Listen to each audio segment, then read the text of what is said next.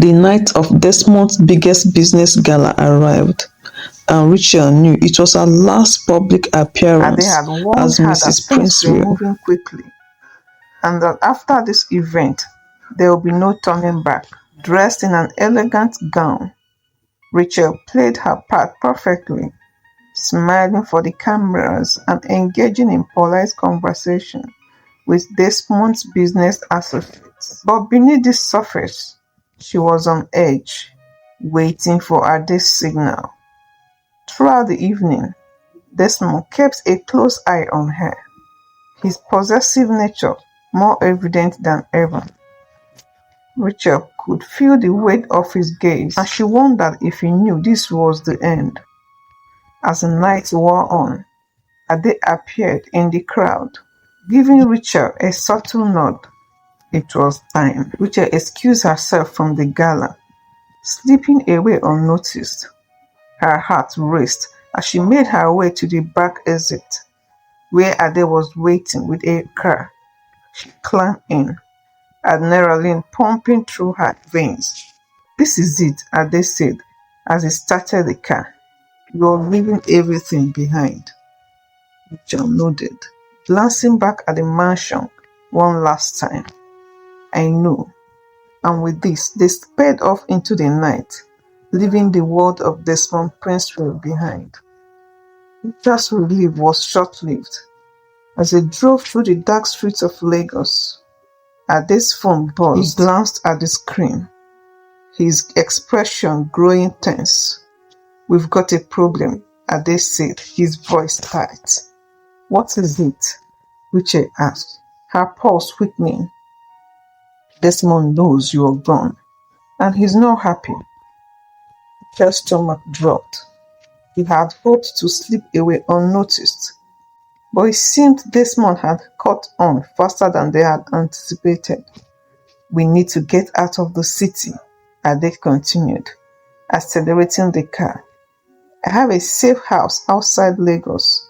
We'll lay low there for a while." Rachel nodded, her heart racing. She had known this wouldn't be easy, but the reality of being on the run was more terrifying than she had imagined. As they sped down the highway, Rachel couldn't shake the feeling that they were being followed.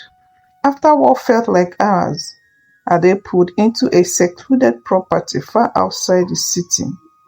The safe house was small and unassuming, hidden deep in the countryside. Rachel breathed a sigh of relief as they entered, grateful for a moment of peace.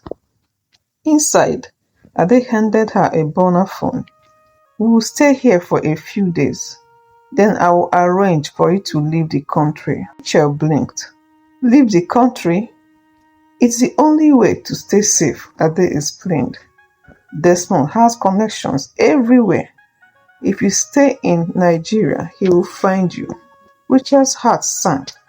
She had never imagined having to leave her home, her family. But if it was the only way to escape Desmond's grasp, she had no choice. That night, Rachel lay awake, staring at the ceiling. She had traded one life of uncertainty for another, and there was no going back. Back in Lagos, Desmond was furious. Rachel had disappeared, and none of his contacts could track her down. He had underestimated her, and Ade. He smashed a glass against the wall in frustration. "Find her," he shouted to his head of security. "I don't care what it takes. I want her back." But it wasn't just about the business deal anymore.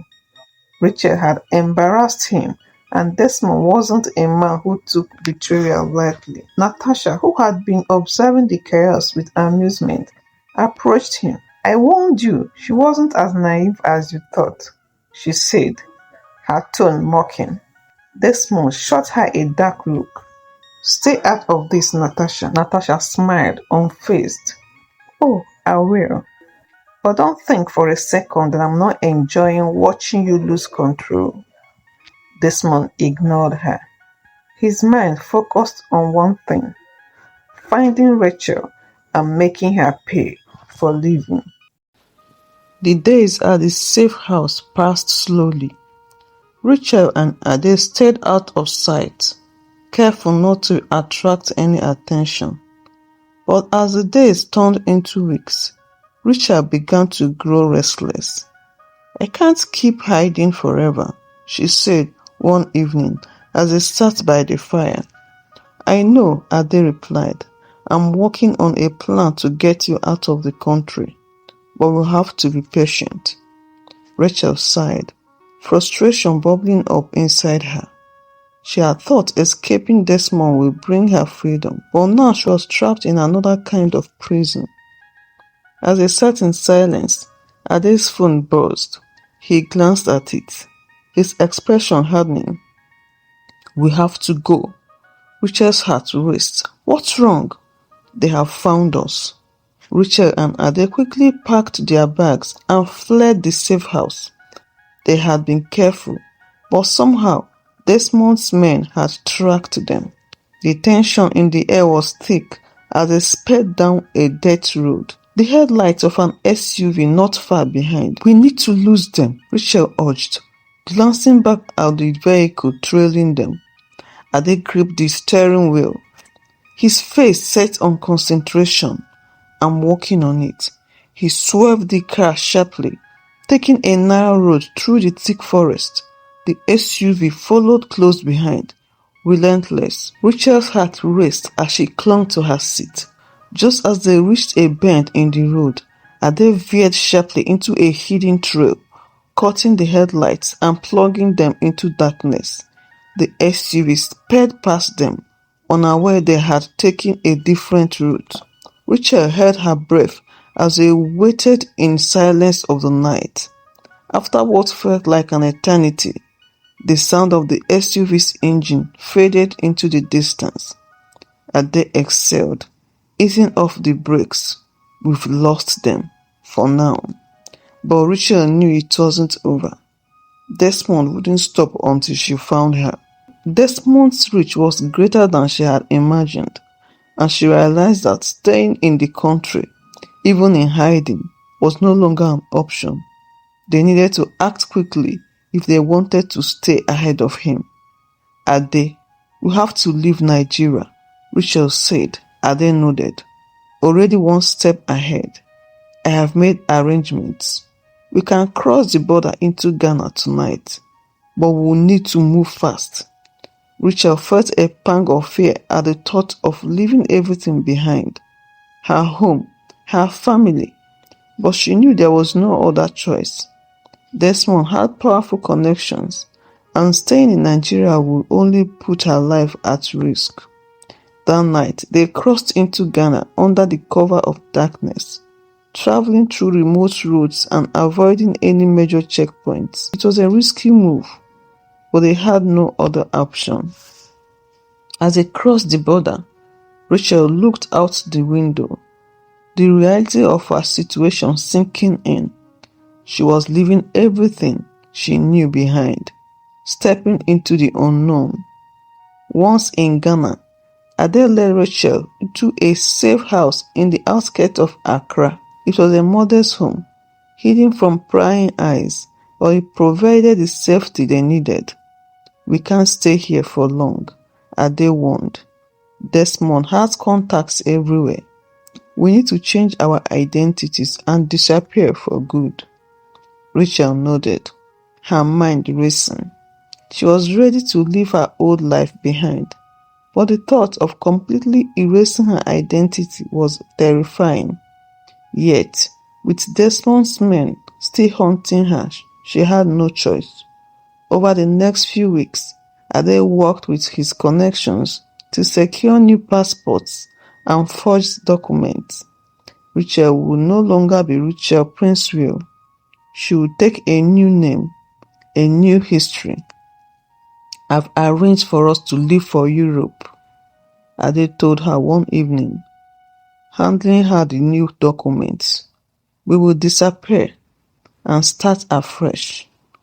Rachel looked down at the passport in her hands, the unfamiliar name staring back at her. It was surreal, but this was the only way to escape Desmond's grasp. 2 weeks later, Rachel and Ade landed in Spain. Far from the reach of Desmond and his men, they had chosen a quiet town in the countryside, far from the bustling cities where they might be recognized. Here, they would blend in and start anew. Rachel struggled to adjust at first. She had left behind not only her identity, but also the life she had known. Every day felt like she was living someone else's story. But Ade was there, a steady presence who reminded her that they were safe now. "You did the right thing," Ade told her one evening as they walked through the vineyard near their new home.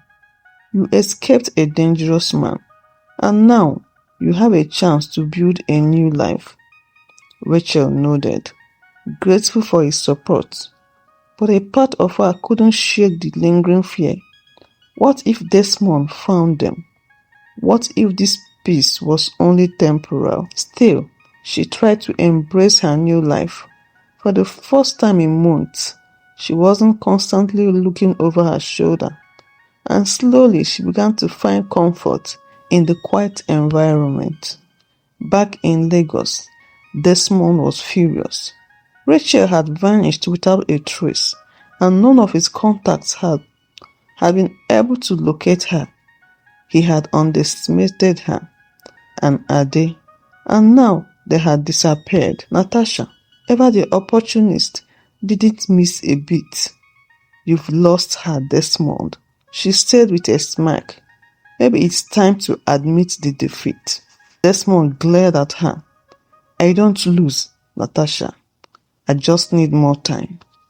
But deep down, Desmond knew the truth. Rachel had outsmarted him, and with Ade's help, she had likely fled the country. Finding her now would be nearly impossible. In a final act of desperation, Desmond put out a substantial bounty for any information on Rachel's whereabouts. It was his last move, a long shot, but he was willing to pay any price to get her back. Yet, even with the bounty, months passed with no leads. Slowly, Desmond's obsession with Rachel began to fade, replaced by the cold reality that she was gone for good.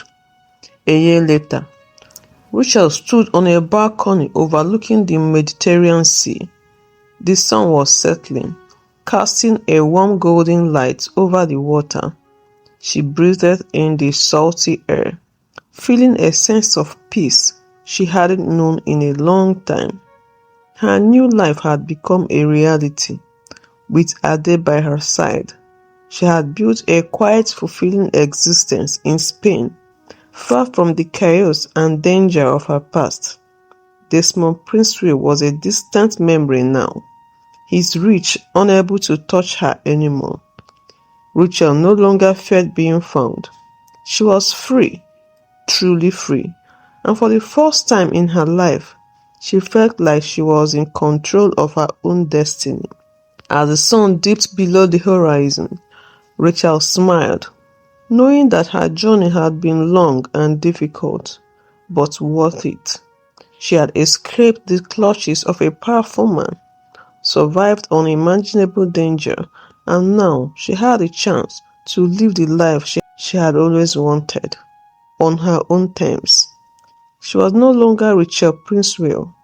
She was simply Rachel, and that was enough.